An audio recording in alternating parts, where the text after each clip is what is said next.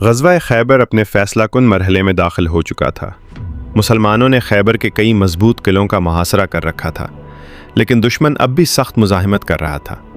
خیبر کے یہودی قبائل اپنے مضبوط قلعوں، اسلحے اور مشہور جنگجوؤں کی وجہ سے خود کو ناقابل شکست سمجھتے تھے۔ ان تمام جنگجوؤں میں سب سے زیادہ خوف اور شہرت رکھنے والا شخص مرہب تھا۔ مرہب صرف ایک عام سپاہی نہیں تھا، بلکہ خیبر کی طاقت کی علامت سمجھا جاتا تھا۔ وہ جنگی مہارت، جسمانی قوت اور بہادری میں پورے عرب میں معروف تھا۔ لوگ اس کا نام سن کر ہی محتاط ہو جاتے تھے۔ خیبر کے باشندوں کو یقین تھا کہ جب تک مرہب زندہ ہے، کوئی بھی ان کے قلعوں کو فتح نہیں کر سکتا۔ دوسری طرف مسلمانوں کا لشکر مسلسل اللہ تعالیٰ پر بھروسہ کرتے ہوئے آگے بڑھ رہا تھا۔ کئی دنوں کی جدوجہد کے باوجود بعض قلعے ابھی تک فتح نہیں ہوئے تھے۔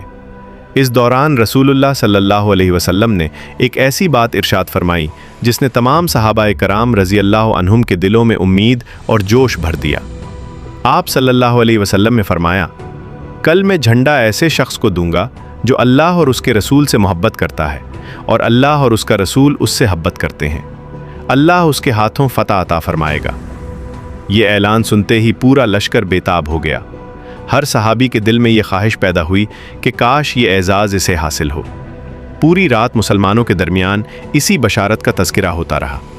اگلی صبح جب تمام صحابہ رضی اللہ عنہم جمع ہوئے تو رسول اللہ صلی اللہ علیہ وسلم نے حضرت علی رضی اللہ عنہ کو طلب فرمایا۔ اس وقت حضرت علی رضی اللہ عنہ آنکھوں کی تکلیف میں مبتلا تھے۔ آپ رضی اللہ عنہ کی آنکھوں میں شدید درد تھا اور دیکھنے میں بھی دشواری پیش آ رہی تھی۔ رسول اللہ صلی اللہ علیہ وسلم نے اپنا مبارک لعاب حضرت علی رضی اللہ عنہ کی آنکھوں پر لگایا اور ان کے لیے دعا فرمائی۔ اللہ تعالیٰ کے حکم سے اسی لمحے تکلیف ختم ہو گئی اور حضرت علی رضی اللہ عنہ مکمل طور پر صحت یاب ہو گئے۔ پھر رسول اللہ صلی اللہ علیہ وسلم نے اسلامی لشکر کا جھنڈا حضرت علی رضی اللہ عنہ کے ہاتھ میں دے دیا۔ یہ صرف ایک جھنڈا نہیں تھا، بلکہ فتح، قیادت اور اللہ کی مدد کی علامت تھا۔ حضرت علی رضی اللہ عنہ نے جھنڈا تھاما اور اللہ کے نام پر میدان جنگ کی طرف روانہ ہوئے۔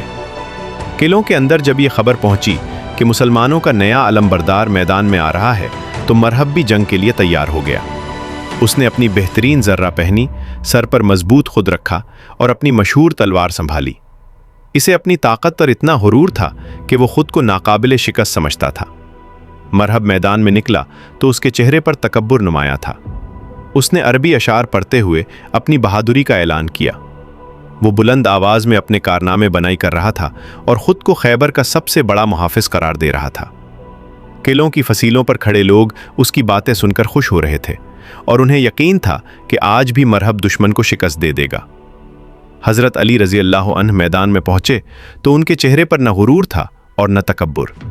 ان کے دل میں صرف اللہ تعالیٰ پر یقین اور رسول اللہ صلی اللہ علیہ وسلم کی اطاعت کا جذبہ تھا۔ وہ جانتے تھے کہ کامیابی تلوار کی طاقت سے نہیں بلکہ اللہ کی مدد سے حاصل ہوتی ہے۔ اب پورے میدان میں خاموشی چھا گئی۔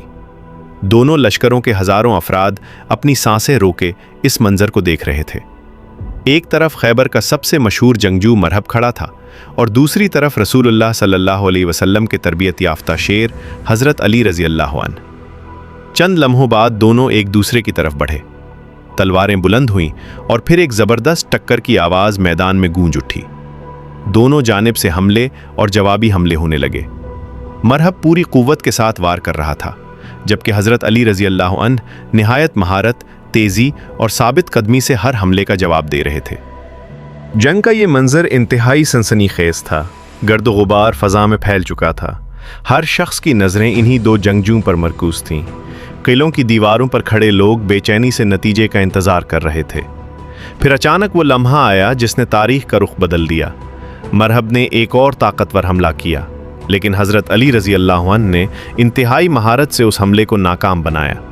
اسی لمحے آپ نے اپنی تلوار ذوالفقار سے ایسا زبردست وار کیا کہ مرہب کا دفاع ٹوٹ گیا۔